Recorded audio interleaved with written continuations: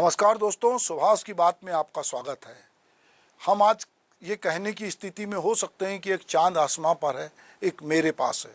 दरअसल चंद्रयान-3 जो है वो शाम 6:00 पर जब चांद पर पूरी तरह से सुरक्षित लैंड हो जाएगा तो हम पूरे विश्व में एक नया कीर्तिमान स्थापित करने जा रहे हैं।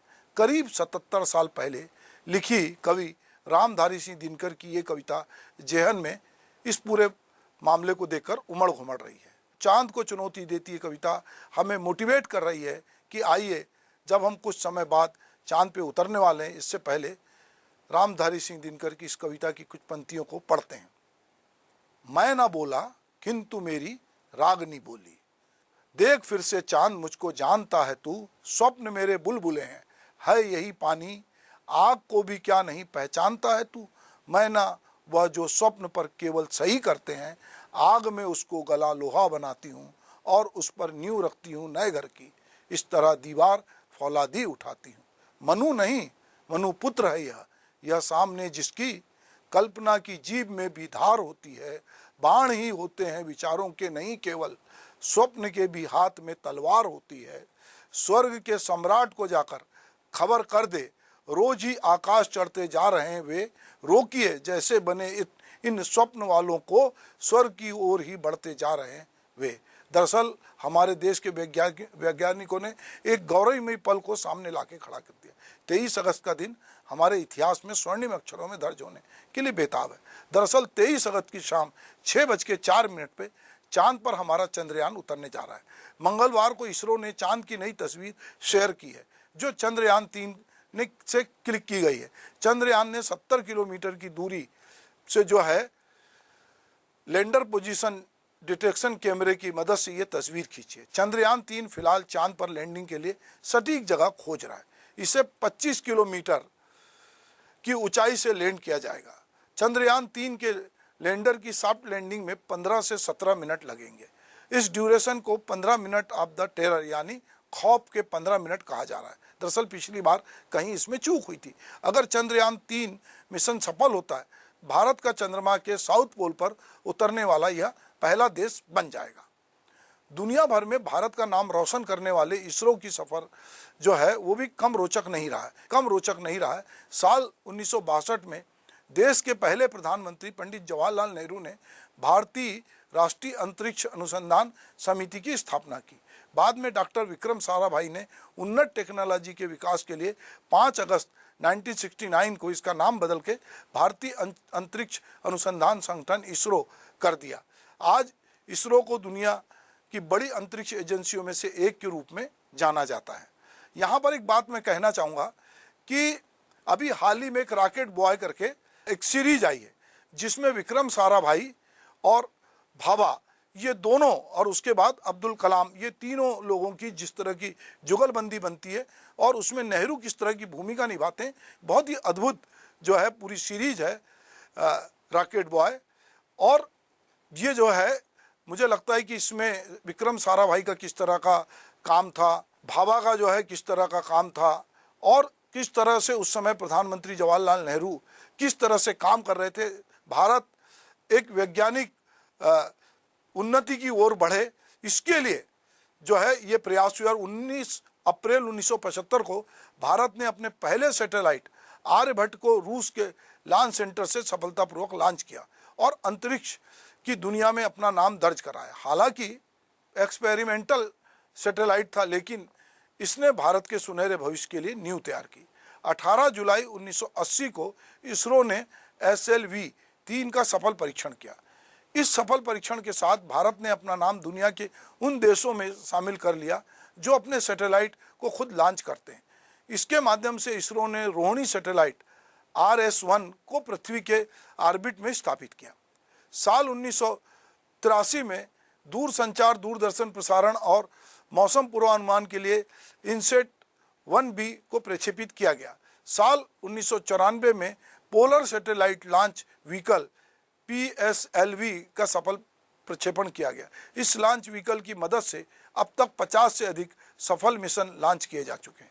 इसके बाद 22 अक्टूबर 2008 को इसरो ने अंतरिक्ष के क्षेत्र में एक और ऐतिहासिक कदम बढ़ाया।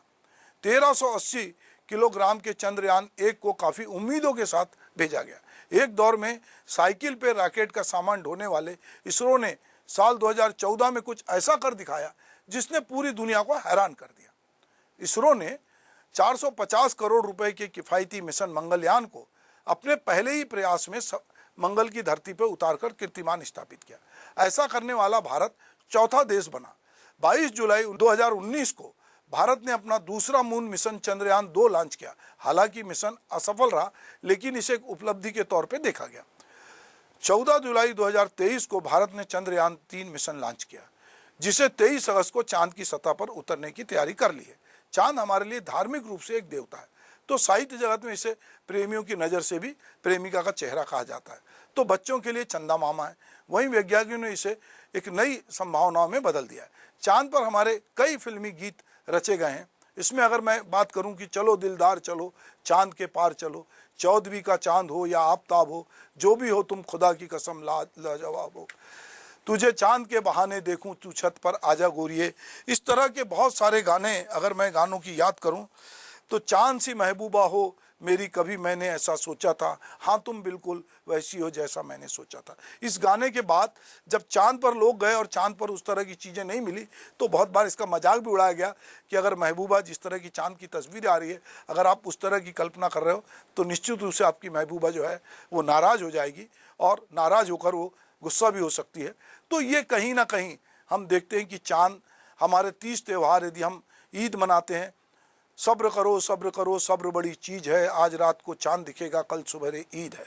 हमारे बहुत सारे 30 त्यौहार, हमारी स्त्रियां जो हैं वो चांद को देखकर अपना उपवास तोड़ती हैं, वो अपने पति की मंगल कामना के लिए वो चांद के दीदार करती हैं। और कई बार कहते हैं कि चौथ का चंदा मत देखे गोरी, बिन अपराध के लागे चोरी। तो चांद को लेकर हमारे यहाँ, चूँकि चांद को हम एक ईश्वर की तरह पूजते हैं, और जब चांदनी रात होती है तो उसमें नौका विहार करने की बात होती है। हमको चांदनी रात बहुत भाती है। तो चांद कहीं ना कहीं, चांद सूरज, चूँकि सूरज से हमको रोशनी मिलती है, चांद हमको रोशनी भी देता है और हमें बहुत सारी चीज़ें देता है। तारे हमारे, हम बहुत सारे तारों को सप्तऋषि की तरह जानते हैं। तो बहुत सारी चीज़ें जो है जो अंतरिक्ष में है वो कहीं ना कहीं हमारे हिस्से में आती है। चंद्रमा के पोलर रीजन दूसरे रीजन से काफ़ी अलग हैं।